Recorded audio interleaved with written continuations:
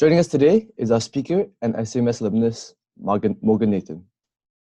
He is an alumnus of the London Business School, where he studied his Masters in Management. Currently, he is one of 3 analysts in the Strategy and Analytics program at LinkedIn. Today, Morgan will be helping you level up your CV and LinkedIn profile to enhance your professional image. Throughout this talk, feel free to use the built-in Q&A feature. By clicking on the Q&A button at the bottom of your screen, you will be able to submit a question at any time, and Morgan will be more than happy to answer your questions. Please try to keep your questions as concise as possible, so there's more time for others. At certain times, Morgan will also be asking for contributions from the audience. So please use the chat feature to maximize your learning experience. So without further ado, I'll pass the spotlight on to Morgan. Hello, everyone. Thank you for the intro, Jiawei. So as he has mentioned, my name is Morgan, and today we'll be talking a bit about how you're gonna maybe improve your CV, as well as how you can go about maybe using LinkedIn in a more productive manner. So I'm gonna share my screen now. Can someone in the chat tell me if they're able to see my slides?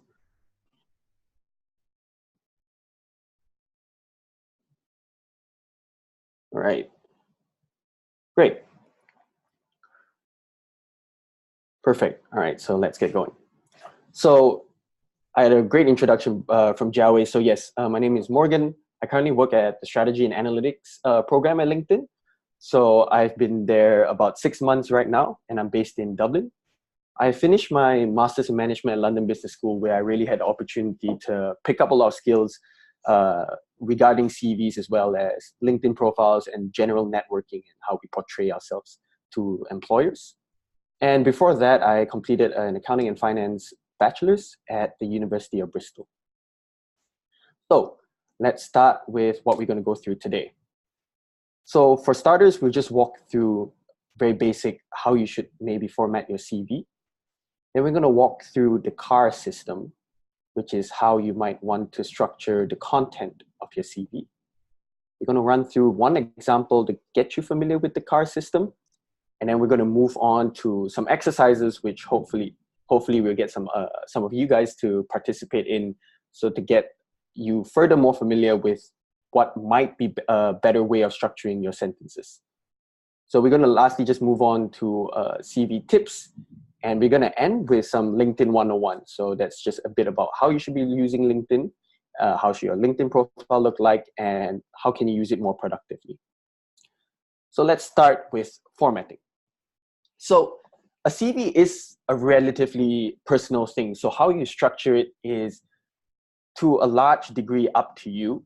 But I would recommend this following buckets on how you should think about when you're parsing together your CV. So just for context, the CV structure you see here is something that is actually a London Business School standard. So a lot of us had to stick with this, and we recommended to stick with this. You really don't have to. I have some critiques about this format. You see a lot of white space, for example. So I'm not a big fan of that. But other than that, this is a very, very good CV to model yours towards. So let's start from the top to bottom. So on the top, you want to include your name, your email address, as well as your phone number. And keep this up to date, because recruiters would usually contact you using these channels. And from what I know, a headshot is almost never necessary, especially if you're applying for jobs in the UK. So don't bother with that. And then after that, you want to move on to your education. So for education, I would recommend you stick to 2 schools. So I understand a lot of you are in your first or second years of university. I'll recommend you stick to your university, what you're studying, and your expected grade and expected graduating year. And then put, if you have done your pre-university or your A-levels, include that in the bottom. So, and the grades you have achieved. And I will leave it at that. I would not really recommend you going into your high school results, because normally when you go through applications, those are already there. So if they're really interested in what you did for your SPM, if they ever are, they could find the information there. So don't waste your space on the CV. After that, your next bucket, you want to look at your business experience or your professional experiences. So this is everything from your internships, as well as if you have held any positions in any clubs or societies, football teams, sports teams. This is where you want to include it. And you want to make sure you put it in a very chronological order.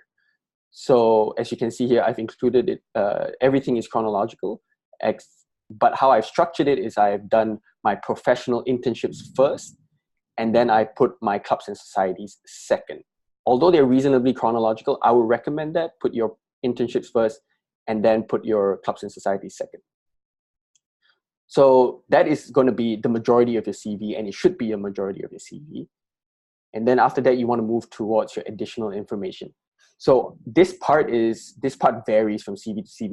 I've seen this done many different ways, but the gist of it is you want to put any awards you have won, any clubs that you are in, but you don't really have much to talk about, like you're a participating member of like a consulting society or a football team that you want to put there to kind of show that you're well-rounded, right?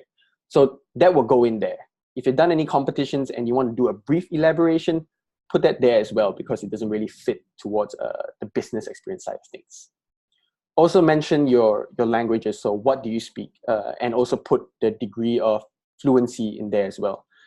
And nationality, for me, I wouldn't really recommend that. It's just something in this format that we had to put nationality, but I would not bother with that. It's usually in your applications, so I will leave that. So this was my CV when I was applying for jobs back in 2018. But for some context, before that, I was actually using this CV. So as you can see, it's very, very different, and even the fonts are different. So it's really up to you how you want to tailor your CV. I would recommend not using fonts that are too small. I would say stick to a 10 or 11. Obviously, based on the font that you're using, the sizes, the actual size on page looks different. But I would say stick to one page, reduce white space, and follow the tips that I've mentioned, and you'll be good to go.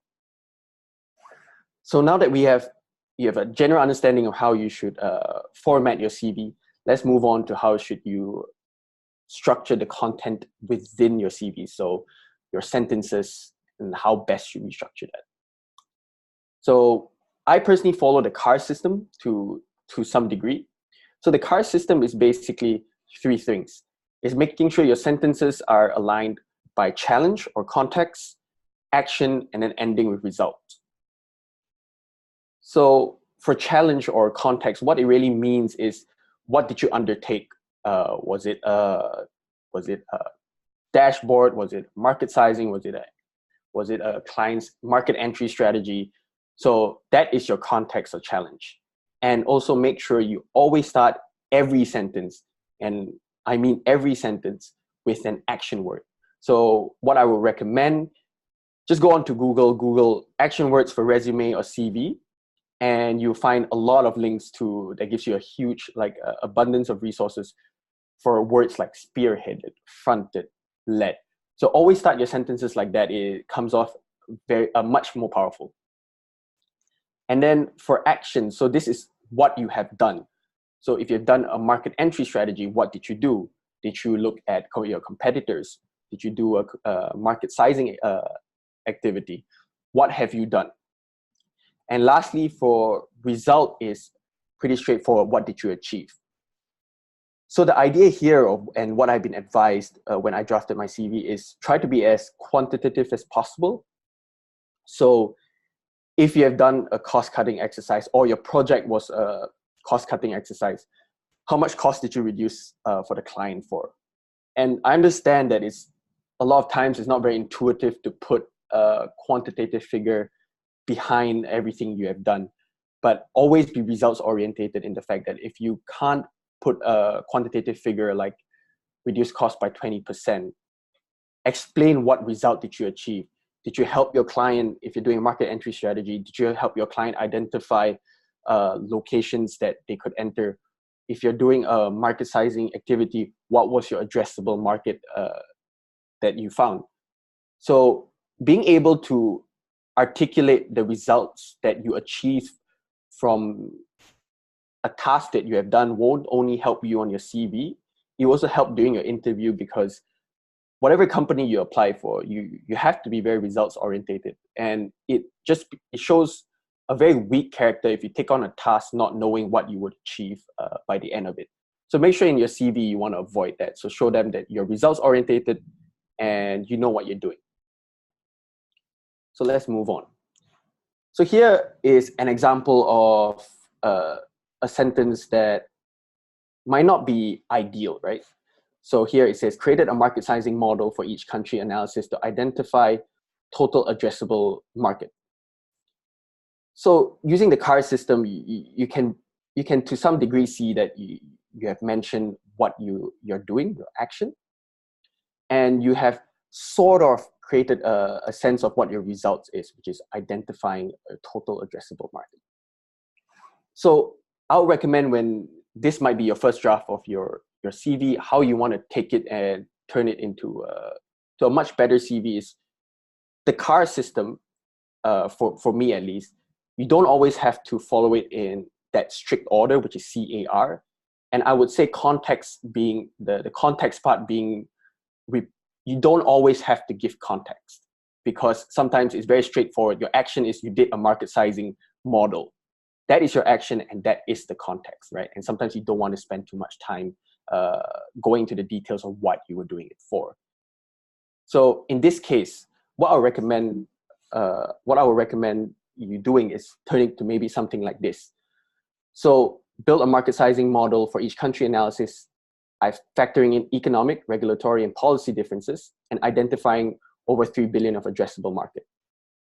So what that shows is, firstly, that you're very clear on your actions, and you provided significantly more detail than there was in the previous one. So you factored in economic, regulatory, and policy differences. You don't have to go to detail about it, but it comes off much stronger on the topics that you have addressed during your analysis.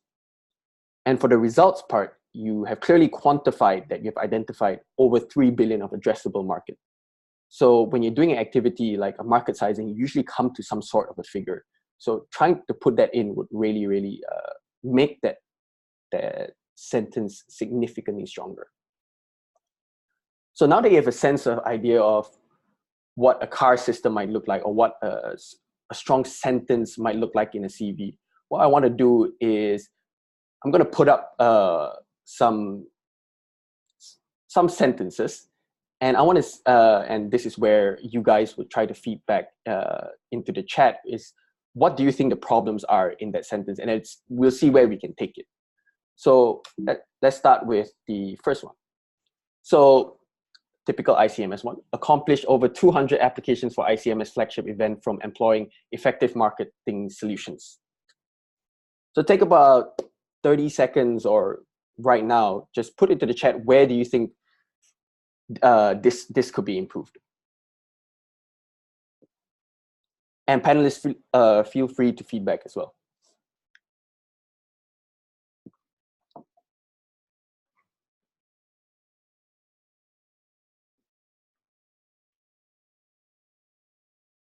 And for those not familiar, you can use the chat function.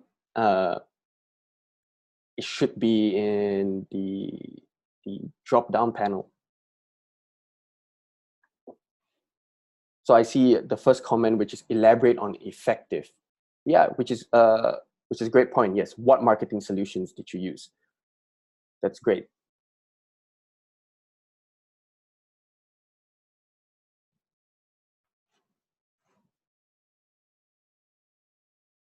So we're just going to give it about 1 minute to 30 seconds more. If anyone has any more ideas, like, please drop them in the chat.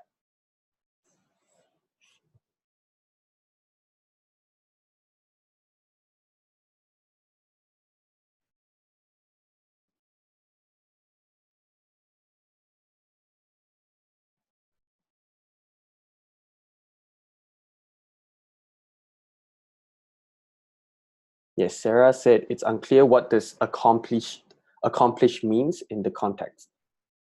That's correct.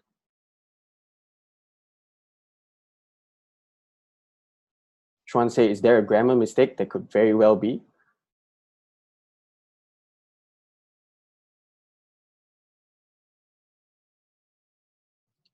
So great.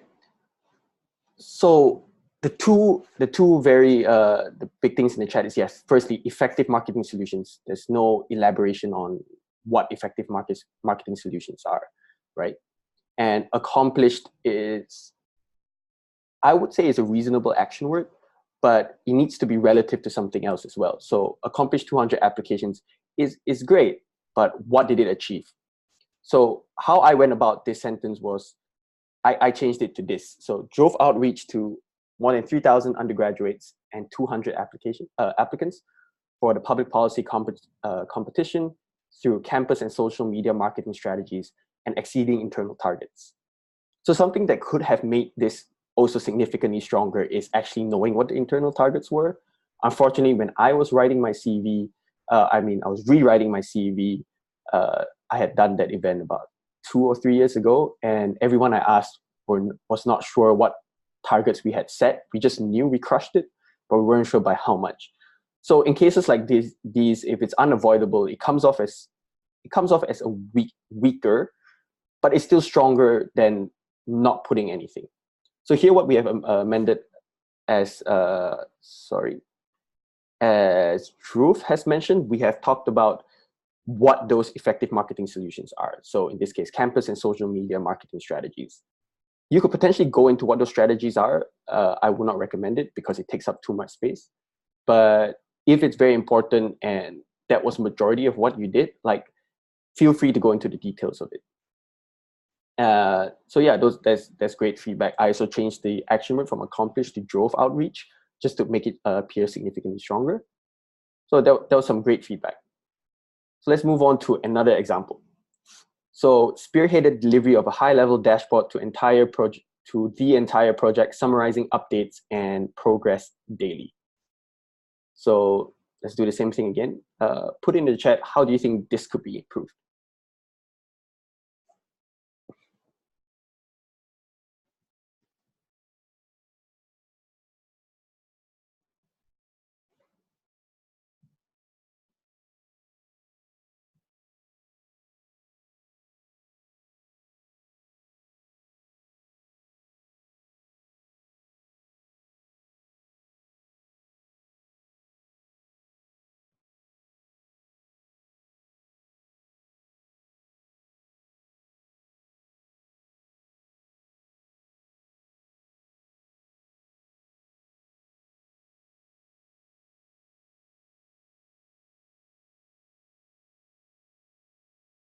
Great. So Ernest mentioned that there are no quantitative results. Perfectly fair.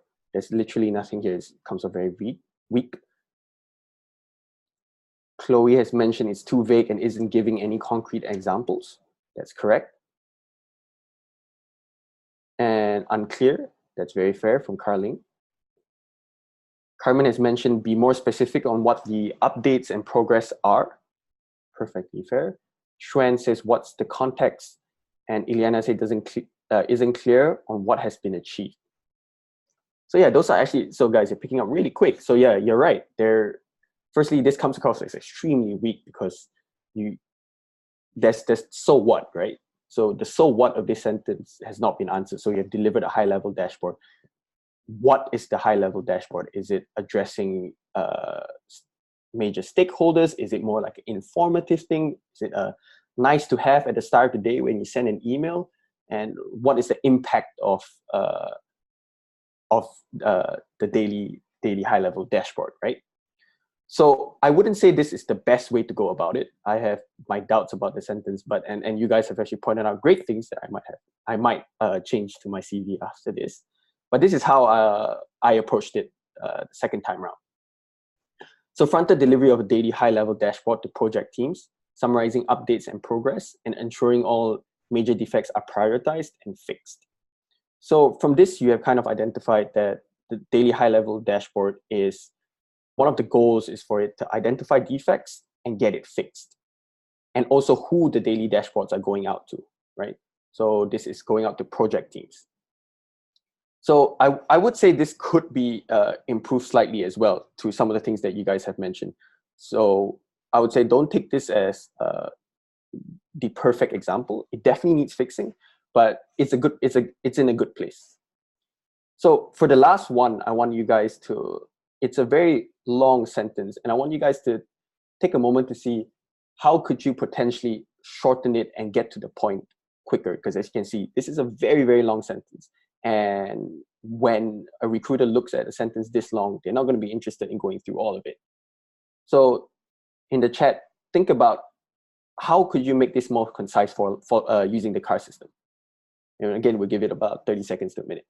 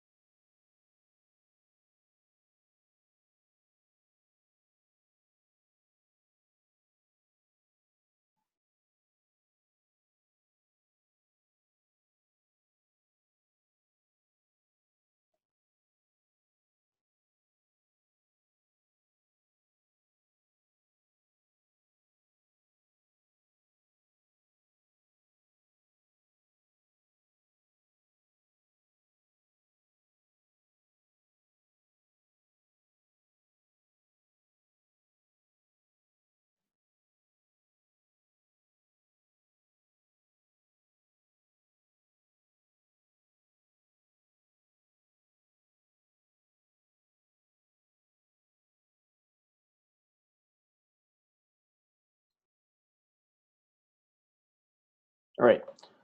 So I'm sure this sentence like this, these are always a challenge. I found this trying to make something that, like, when you put a lot of work into something, it's hard to concise down to very key points of what you've actually achieved. So sentences like these, it's very important that the actual meaning and the message that you have, or the work you put into it, has not been taken, has not been concise to the point where it looks like you've done nothing, yet being very impactful. So this is what I eventually reduced it down to, which is extremely short. And so what I could say, what it could be improved is the results is not very clear. So here it says, develop the value chain analysis for clients' renewable energy market entry strategy through industry competitors and process chain analysis, research, sorry. So the result is vague in the sense that, so you have done a value chain analysis for clients, the market entry strategy, basically. But it's not clear if, has the client actually, did they take it on board? What was your impact there? That is not very clear. But in this case, I wasn't clear of the impact as well, because it was sent off to the client, and before I even knew whether they actually did it or not, I had left the project already. So in such cases, this is more of a showcase of what you have done and being very concise about what you have done. So in these cases, try your best to articulate what you have done in a very, very concise manner. Sometimes it's unavoidable that there are certain things, especially in internships, where the end results, either you have left the project too early because you're with them for 3 months or 2 months, and you aren't able to see the impact. But be very clear in that case of what was your goal or what were you aiming towards. So great. We're going to move on to a CV tip, which is tailoring your CV to the firm you're applying to. I think this is very important because CVs, usually people have one, which should not be the case. You should have a CV for every industry you're applying to. So it's unlike a cover letter. You should have a cover letter for every company you apply to, but for a CV, you should at least have one per industry. And I would think of industries as something like consulting versus finance, or FMCG versus tech. So it's very important that you highlight different things in different CVs. So understand your industry or function you're applying to, right? So first, I would recommend that the position you're applying to, if you're in industry, they usually, the job scope is the same. If you're applying to consulting, you're going to start as an analyst, and they roughly do the same thing within different companies, right? So firstly, understand what an analyst there will be doing. right? And is that if there's any core skills the firm is looking for. That's very important when tailoring your CV, because when you apply to bigger firms, they usually put your CV through an ATS system, which is an applicant tracking system, right? So no one really knows how those systems work from firm to firm, because it's very tailored to each firm. But they do screen for buzzwords. So buzzwords is an important thing. If you're going for a computer science job, buzzwords like Python, back end, front end, stuff like these will be very important. But if you're applying to a job in the firm, like to an industry, like consulting, stuff like market sizing will be important. Stuff like market entry strategy. Buzzwords are important, and you want to be able to identify what those buzzwords are. And after that, after you've done that and you're really sure of what the job you're applying to entails, then you can focus your key deliverables on what your firm is looking for. For example, I did a lot of Excel modeling in one of my internships, but I also did a very small project on market entry strategy. And because I was applying to consulting, I focused on that piece more, which is a market entry strategy, which probably was 10% of my internship, when 90% of my internship was more focused on, was significantly more modeling heavy. But I emphasized that on my CV because I was applying to consulting. So being very sure on what the core skills or job functions are is very important, because you need to tailor your CV to each industry. So that is all for the CV. I just have one last tip that I would like to share with you guys on how I approached my CV when I was rewriting it, which is constant iteration, and as well as using your peers. So at London Business School, how we improved on our CV was the school usually had CV sessions where they would probably run through something like this for about 15-20 minutes. But after that, what you'll be doing is you'll be in groups of like 8, and you'll be handing out your CVs to all 8 of them, and everyone would take turns to do that. And everyone would take about 5 minutes to comment on your CV and how you should improve on it. So do not underestimate the peers that you have, because although not everyone knows everything about CVs, combining a lot of brains together, you'll be very, very surprised on how much your CV can improve without even visiting the career center. So use your friends, reiterate on your CV as many times as you can. I think my CV, I spent probably 20 iterations, and I probably spoke to about 20 to 30 peers. And that's not even including like the career center visits that you guys have access to. So work hard on your CV and it would pay off. So great, we're going to move to the next section, which is the LinkedIn session. So I work for LinkedIn, but I've not really been trained on how to give LinkedIn sessions, unfortunately.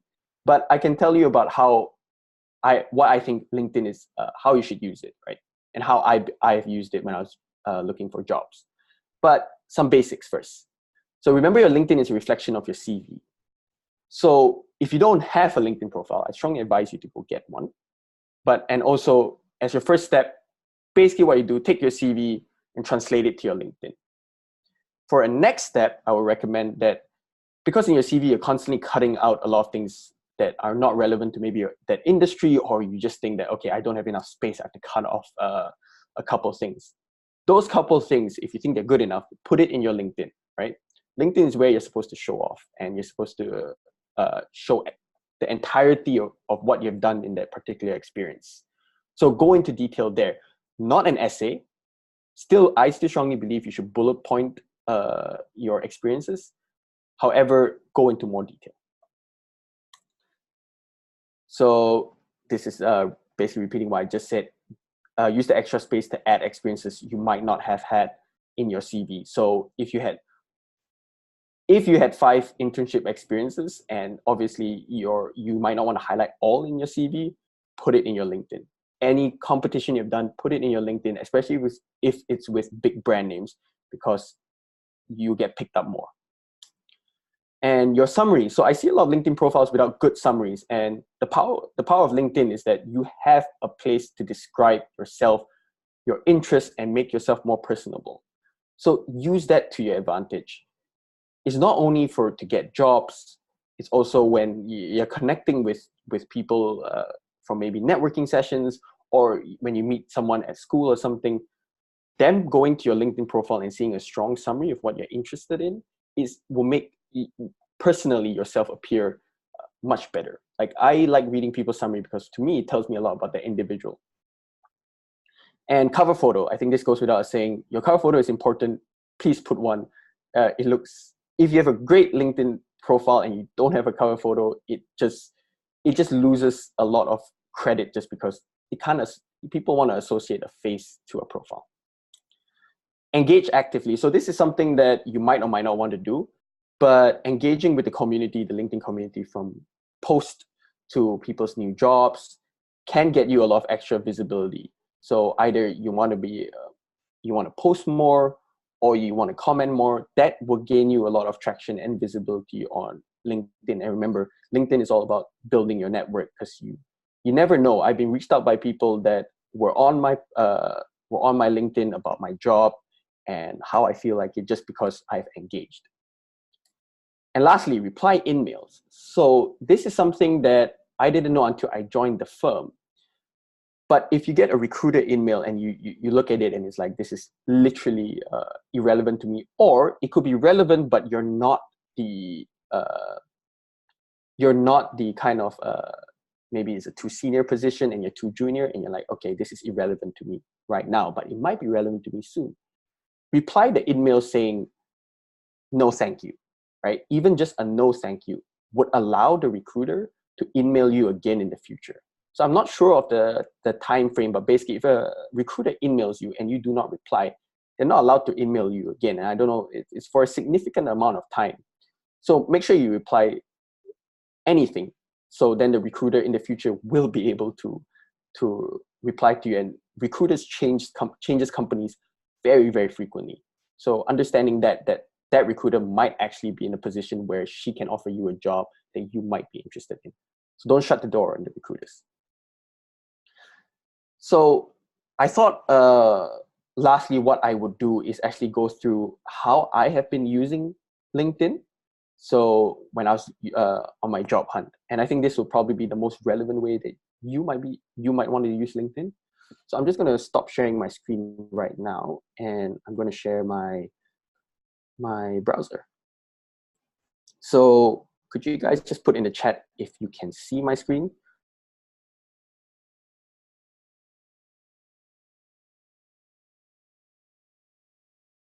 Okay, great.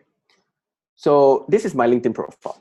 No, this is my LinkedIn feed. So what I used to do when I was looking for jobs was actually to network with people. So having coffee chats with them.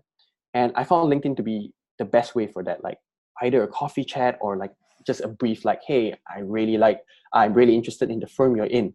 Could I ask you a few questions, or could I grab a coffee with you? So how do you actually find those people in those firms? So this is how you do that, right? So for example, I was from London Business School. So I'll go ahead and put London Business School in, and you will go to the school's page. So on the school's page, when you scroll down, you see this alumni button. Click it, and it will show you the list of every single person with London Business School as one of their educations. So here you can filter by your year. As you can see, I put in a bit of filters here. Let's just go ahead and clear that. So here, what I wanted to do was, I'm interested in consulting firms, right? So McKinsey being a very, very big firm. So I'll put McKinsey, right? And I was interested in applying to the UK. So using those two filters, and clicking McKinsey again. For some reason, it works better when you click them.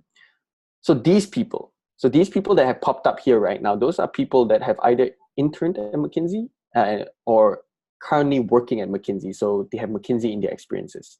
So what I used to do was, I would do that. I would scroll down, find someone that I feel like I can connect with, or we are from the same country or same program. So finding a common ground, but in this case, a common ground is the school they've went to. So people are usually more open to helping you when you come from the same school. So from there, what I would do is I'll just drop them connect with them, and with the connection, you want to include a message just being like, hey, we both went to the same school before. I'm very interested in McKinsey. I would love some time to talk about XYZ because I'm applying. So generally, it's definitely a hit or miss. I would say, at least for London Business School, 80% of people I reached out to replied back, and we eventually either had a call or actually grabbed a coffee. So I think this is I find one of the most useful ways to use LinkedIn when you're job searching or even internship searching, because that opens up a lot of doors. Like you can then write your cover letter saying that, yes, you spoke to person X, and that generally usually makes your cover letter significantly stronger. So add me on LinkedIn. You can see how I structure my profile. I've not updated it in a while, but that's definitely one of the things I would say you should definitely be using LinkedIn that way. So other than that was the session. So I think right now we will open it to questions that any of you guys have.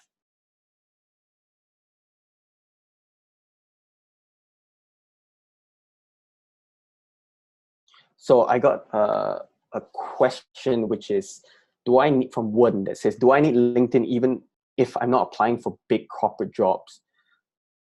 So I'm not sure what you mean by big corporate jobs, but I would say that there is no disadvantage to having a LinkedIn profile.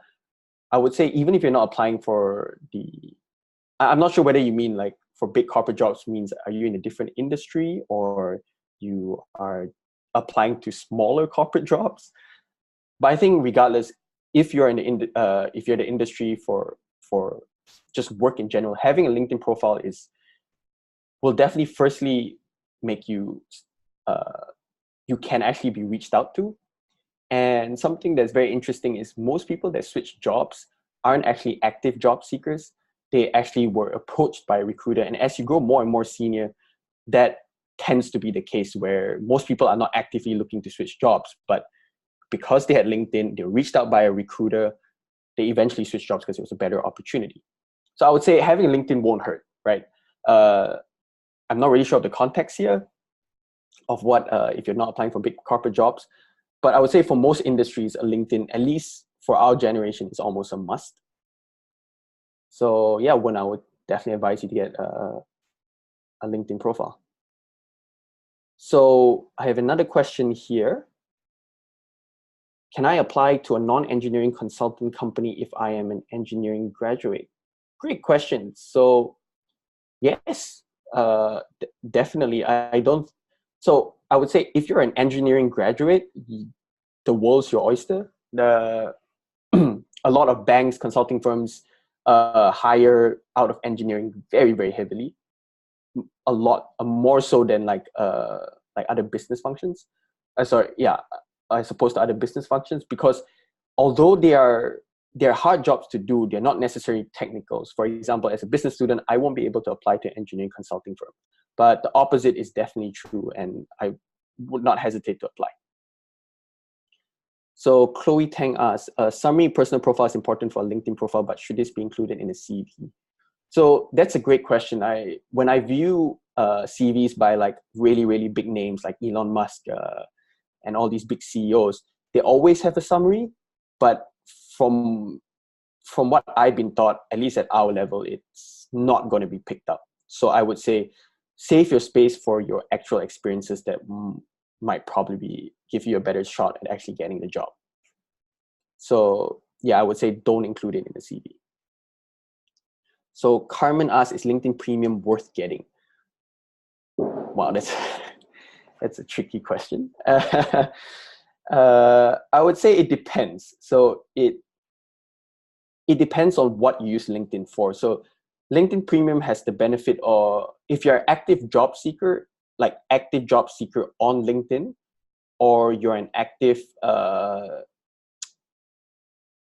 sorry, I'm missing the word. If you're actively trying to learn new things, because Premium not only gets you the functionality of like a lot of insights into job applications and stuff. It also gives you access to LinkedIn Learning, which is where you can pick up new skills. So I would say only in those situations would I say it's worth it to get LinkedIn Premium. At least at a graduate level, I would say most job applications still go through. There's a very standard there's a very standard period where you apply for jobs or you apply for internships. So I wouldn't say that you will be, I would guess, looking at LinkedIn for jobs very often.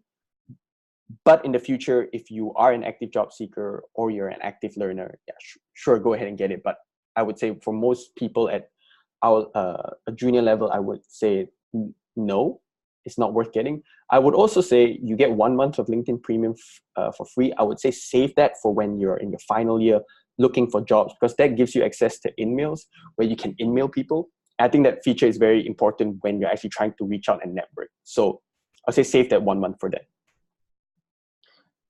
Okay, great question. Okay. Okay, so Carmen asked, is there any particular section we should focus on? Sorry, Carmen, could you clarify section of what? Is this your CV or your LinkedIn profile? Okay, your LinkedIn profile. So as I mentioned before, I guess your experiences would be the chunk of it. So when you think of experiences, you also want to, like your CV, you want to make sure you include all your buzzwords, because recruiters in LinkedIn filter, or the system itself filters the same way that, and I would say same way, but follows the same concept of an application tracking system, which is it identifies the kind of skills that you have based on what you have wrote in your profile. For example, when someone is trying to hire a computer scientist, they will search those specific like programming languages, right? So you want to include that, and that applies across business functions. So when you're talking about consulting firm, they will be looking for specific skill sets. So I would say focus on your experience, and obviously include as much buzzwords as you can. Summary, like I mentioned before, is important, but definitely experiences should be the fundamental one that you get right.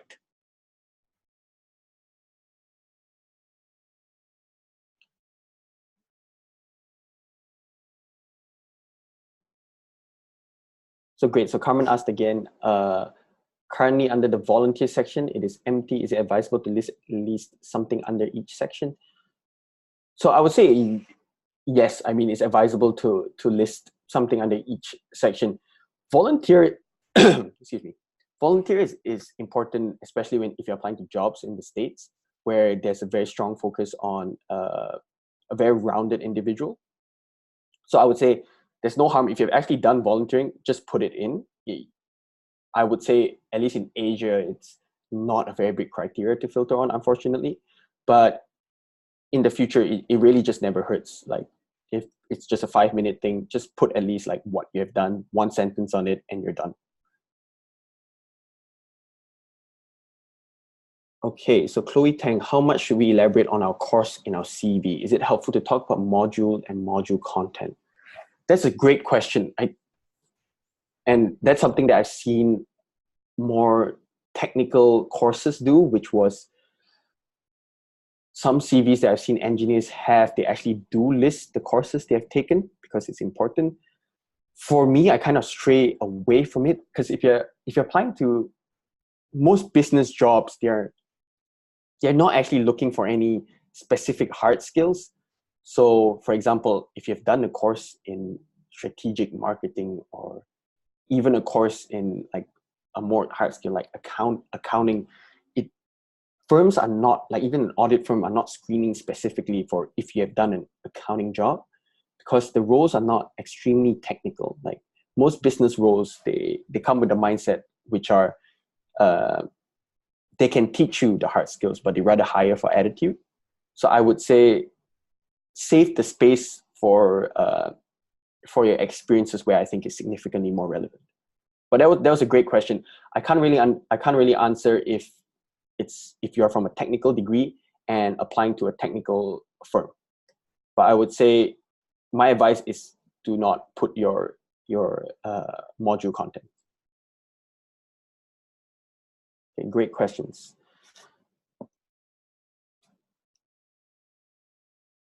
So Aris Aslan asks, under the interests and achievements section, what kinds of things should be included? And I understand I have to show that I'm well-rounded, but is there a limit? Great question. I think the limit is more that you don't take up too much space. I would say that part should be about 10% to 15% of your entire CV, unless you have achievements that are very significant, right? Like, say you won the BCG World Competition and you got gold, right? I would say that if it's not in your relevant experience and you want to put it under achievements, elaborate about it, because that is very important, right? I would say the limit is, so what I have done when I try to list like a lot of clubs or societies that I've been a part of, what I do is I just put in one bullet point and I would put like football club, consulting club, etc., etc., etc. So these things I'm like mostly members at. It's just to kind of show that I'm actively participating in a lot of different kinds of societies, just to kind of show you're well-rounded. But definitely, if you know you have not done a lot on it and it's like very insignificant, I would say keep it to 10% of your CV or even 5%, right? Because save your CV for other more important things. So one asks, does the order of experience or skills showing up on your LinkedIn profile matter? So you don't have a say in how they appear. So it's how it's ranked on your, or how it's arranged on your LinkedIn profile is chronological. So if you put like something is 2016, it will appear after a 2017 experience. So you don't really have you don't get to order it yourself. But maybe could you put in the question again, kind of like explaining what you really mean on the order of experiences? So Shinbei asks, is it okay to have a 2-page CV, and how long does my CV need to be? I would strongly recommend always a 1-page CV, at least for the industries that are business in general, like any big 4 consulting firms, finance firms, one-page CV should be the standard.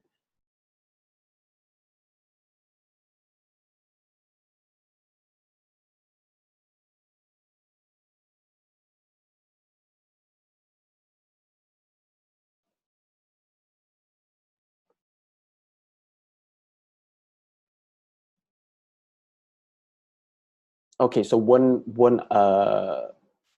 has clarified a question, which was in the CV, does the order of experiences or skills showing on your CV matter? So yes, so I mentioned just now, I think there's 2 ways you can order it. Firstly, chronological is very important. So if it's job experiences, it should be from your most latest job to jobs that was your not most recent, sorry for a lack of a better word. But how you could potentially do it is, how I have done it is I split up my job experiences and then my positions I've held. So like positions in any clubs or societies. So I split those 2. So like my job experiences would be chronological, but it would be independent of my clubs and societies. So that would be chronological within its own bucket. Aris asks, should be grades always be indicated even if they're not the best? That's a great question. So I would say put your CV to advantage. If your grades are really bad, don't put it on there. But the thing is, most of the time, when you do actually apply and you have to fill out like the online application forms, you would definitely be asked to put it there anyways. But since this is a general CV, yeah, if it's really bad, maybe not put it there.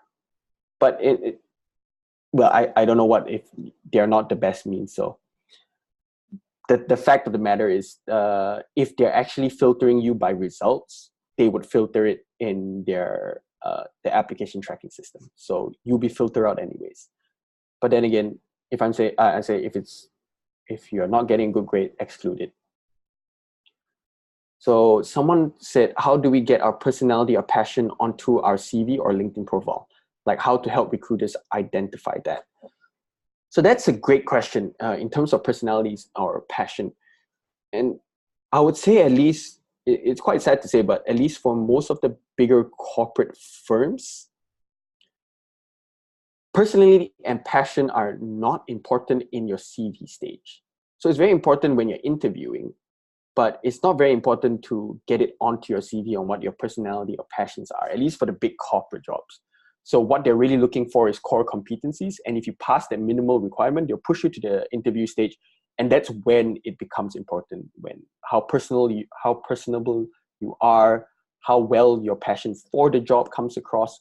So it will be important then. But at a CV stage, I would say it's more important to show your core competencies. And for your LinkedIn profile, I would say, yeah, get it through in your summary. I would say that is very important to show what you're passionate about. So put it in your LinkedIn summary. That's actually a great question. Ernest asks, is it fine to write experiences in your CV that are relevant, but you're only currently undertaking? I.e., the project or experience has not been completed yet during the time the CV was written and submitted for application. That's actually that's a great question. So that's a tough one. So I guess ideally you have milestones, right? So if you're looking at a project, and if you're looking at, say, a 1-year project and you are writing your CV on the 6 months mark, is to try to articulate what the milestone was at, or for the project, the milestone was at the 6 month mark, and try to quantify that on your CV. If you think that what you're undertaking is very, very important, to illustrate, I would say put it in your CV. But other than that, I've not really been faced in because usually you apply for your job post your internship, but I understand that there might be time constraints on that. So I would say if you think it's very vital in your CV, I would say go ahead and put it there, but try to quantify what you're working towards, or if there's any milestones. For example, if you're developing, if you're actually like working on a startup or something, right? And you're working on, maybe now you're in the phase where you're either developing your business strategy, or you're working on getting funding, state that. So like, I would say in that case, try to make it to the point where you're explaining that you are, you have completed like pitch deck, pitch to X amount of investors with, and then gain X amount of funding. Or even if you have not got funding, try to quantify, has the investors reached back out? How many investors have shown interest? Try to quantify it that way. So Lutfir asked, in our LinkedIn, if we have high school qualifications in a foreign language, but due to lack of practice, you have forgotten a large portion of it to the point where you're not confident on an elementary proficiency level. Okay, I get what you mean. So it's basically like, if you've studied, say, Mandarin in like high school, but you're really bad at it now, should you put it in? So I actually forgot what LinkedIn's proficiency, I don't think they have gradings there. But I would say, if you're really not confident with, if you can barely speak the language, remove it. But if you still feel like it is one of your key advantages, put it in. Like, if the job really requires you to speak a certain language, they would mention it in when they send you an email or something. They'll mention it that you have to be professionally capable in X language. But otherwise, it serves as a sort of a nice to have, like, wow, this guy actually can speak 3 or 4 languages, but it's not important for my role. But it's cool that he has it. In your CV, because you have to definitely state your proficiency level, so state it there. So if you're not fluent, say you're basic or conversational. But on LinkedIn, I would say if you have some basics, you can speak it to a reasonable amount, put it in, otherwise remove it. Okay, so someone asked, should we stick to a black and white color scheme for CVs to be more professional? Because some people color coordinate with the company or use other colors. That's I have personally not seen any CVs that were not black and white. I'll be very interested to see someone who color coordinates it with their company. I would say if you're not in the creative business, you do not need to do it. at least for a generic CV, yeah, I would not say. I mean, I'm not a recruiter, so personally, I would say, I would say don't do it. But if you're applying to maybe a smaller firm that might be more creative, leaning to more the creative side, I might say you might want to take a risk. But other than that, I would say just stick to a black and white CV.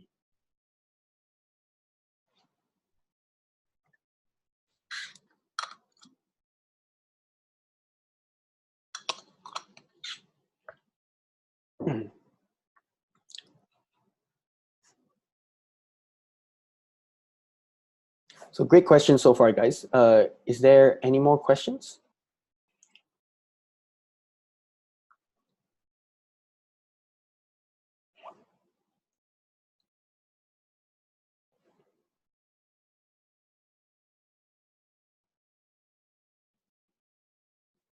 All right, I think we're good. Jerry, you want to hop back in?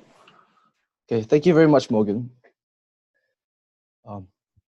I'm sure everyone has learned something very valuable here today from the insight you've shared with us. And I would also like to take this opportunity to thank the participants for attending and engaging with the event.